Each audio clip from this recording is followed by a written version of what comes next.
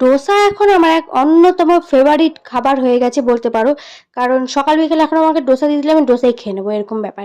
তো আজ যেমন হয়েছিল মন, তো সকাল সকাল ডোসা বানিয়ে নিচ্ছি। আর ডোসাটা খুবই হেলদি হয় খেতে। আর ডোসার রেসিপি তো আমি আগেই তোমাদের সাথে শেয়ার করেছি, আর ডোসাটা সত্যিই খুব হেলদি হয়। তো তোমরা খেয়ে নিতে পারো, সঙ্গে কোনো অসুবিধা নেই। ডায়েট থাকলেও ডোসা খেলে কোনো প্রবলেম নেই, কারণ না আছে এটার মধ্যে তেল, না আছে কিছু। কিন্তু চাইলে তুমি একটু ঘি দিতেই পারো, অসুবিধা নেই। তো আমি সকাল সকাল ডোসা বানিয়ে নিলাম উইথ লাল চাটনি। এবার আর খেয়ে নেওয়ার পালা।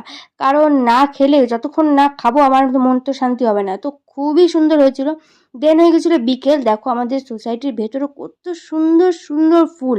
এত সুন্দর ফুল দেখলে মন একদম ভরে যায়। তারপর আজ যাবো একটু ডিমার্ট, কিছু ঘরের জিনিস কেনাকাটা করার জন্য। দেখতেই পাচ্ছ এসে পড়েছি ডিমার্ট। কিছু জিনিসপত্র কিনবো, কিনে দেন বাড়ি। তো এখন এসে পড়েছি বাড়ি। দেখো কি লেভেলের হাওয়া দিচ্ছে, মানে এত সুন্দর হাওয়া, ঠান্ডা ঠান্ডা হাওয়া, কি বলবো, মন জুড়িয়ে গেল। তো এই ভিডিওটা কেমন লাগলো অবশ্যই বললাম। Bye bye.